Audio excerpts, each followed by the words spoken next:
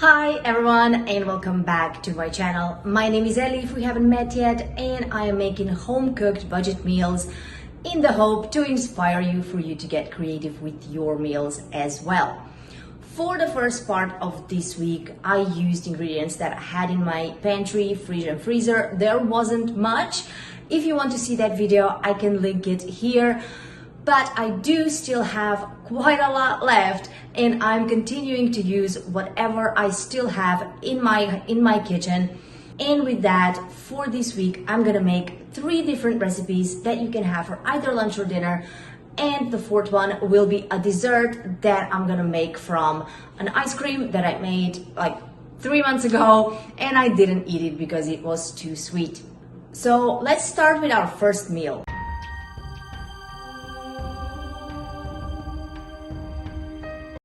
For the spring rolls, I'm gonna use rice paper because I still have loads of them left, but you can use spring roll pastry if you have it. I'm also using 1 grated carrot, 2 chopped cloves of garlic, leftover chicken that I made for salad the other day, and 1 bag of cabbage that has been in my freezer for probably about a month, so I needed to figure out a way to use it. I'm gonna start by heating up some oil, and in that oil I will put in my grated carrots and garlic and just roast it for around a minute.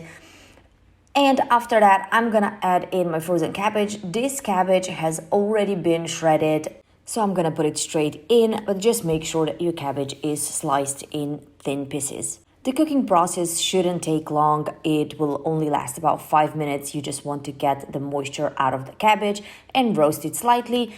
And for seasoning, I'm using some black pepper, dark soy sauce, but you can just use normal soy sauce, and a little bit of oyster sauce. And at this stage, I will also add the chicken. The chicken pieces have already been cooked, so fry it for only 1 more minute and leave it on the side to cool.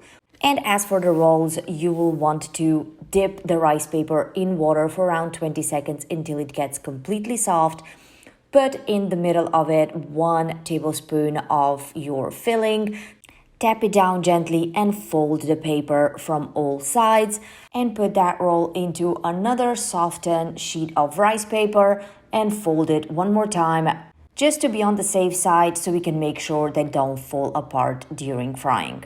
For frying, you're gonna want a good layer of hot oil in your pan. Place your roll in gently, fry it for around 2 minutes, and flip it on the other side and fry for additional 2 minutes. I'm gonna make a miso style dipping sauce for the spring rolls. So in my bowl, I'm putting 1 large tablespoon of soybean paste, 1 tablespoon of rice vinegar, 1 teaspoon of sesame oil, and about 1.5 tablespoons of soy sauce, a little bit of chili flakes, grate 1 garlic clove, and 1 tablespoon's worth of ginger. Mix all the ingredients together with a little bit of water until you get a consistency of a dipping sauce. And they're ready to be served, but if you do find them a little bit chewy, you can add them fried in the air fryer for 10 minutes to add a little bit of crunch to it.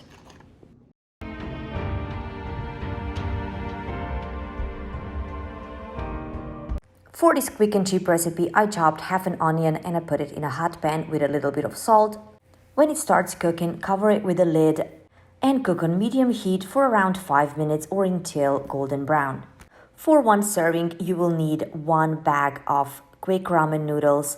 Take out the bag with the seasoning and put it in the onions and fry it slightly for around 30 seconds to 1 minute. Add in the noodles together with around 1 cup of boiling water and break them down slightly just so we can make sure that all noodles are covered in water. Cook it until most of the water has been absorbed. This will be about 3 to 5 minutes. At this point, I'm gonna add a little bit of chili flakes, but they're totally optional. Make sure there is still a little bit of liquid left in the bottom of your pan and crack in your egg on top of the noodles. Cover it with a lid and cook it for additional 2 to 3 minutes or until the egg white is completely cooked and the egg yolk is still runny. I love fresh herbs, so I'm adding a little bit of fresh cilantro here, and this was ready in under 10 minutes and it costs less than 50 cents.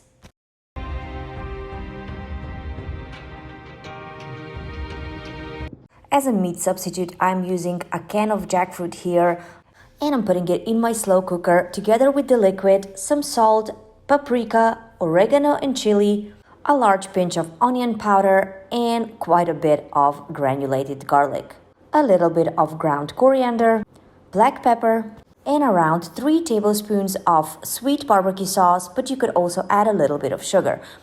Give this a good stir and you will cover it and cook it in the slow cooker on high heat for 4 hours.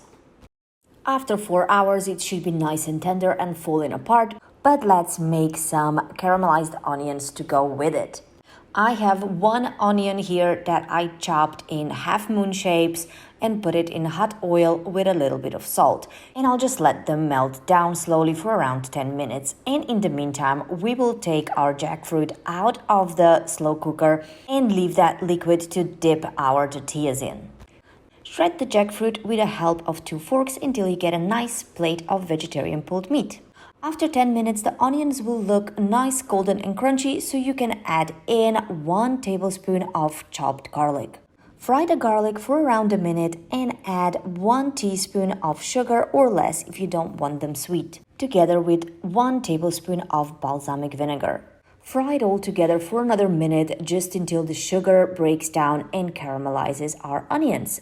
And that is it. So we can grab one of our tortillas and dip it in the sauce that was left from the jackfruit and coat it on both sides really well. Place it on a hot oiled pan so the bottom will start to get crispy and add in your shredded jackfruit. Continue with a layer of the caramelized onions, and I'm using just normal shredded mozzarella cheese here, but if you want it vegan, you can use vegan cheese as well. Now take your spatula and fold the tortilla in half and tap it down slightly just so we can get a flatter surface, and fry it on both sides for 1 to 2 minutes or until the bottom gets nice and crunchy and the cheese has melted. Serve this cheesy goodness with a little bit of hot sauce and enjoy your lunch.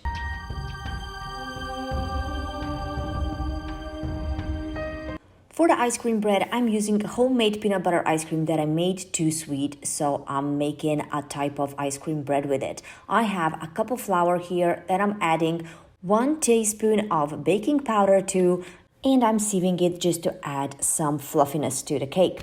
I will add to it my melted ice cream and fold it in gently. You don't want to overmix it at this point.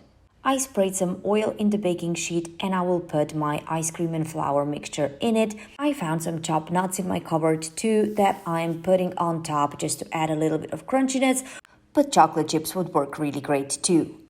Bake it on 350 degrees Fahrenheit for 40 minutes. The bread is done when you can put a toothpick in and it comes out clean. This was a really good snack just to have on its own. I topped it up with a little bit more nuts, but it would be great with some jam or chocolate spread as well.